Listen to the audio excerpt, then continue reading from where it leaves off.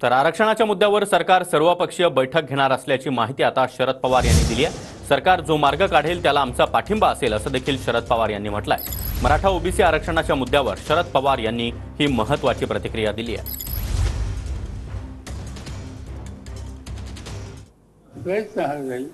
काही करायचं इथे एक वाक्याचं ठेवायचं।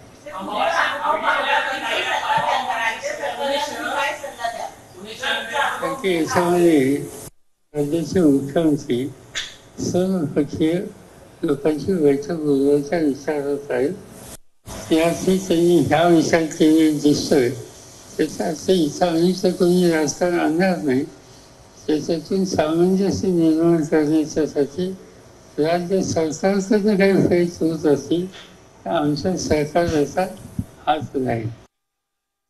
सामाजिक ऐक्याच्या संबंधी तरतूद नाही।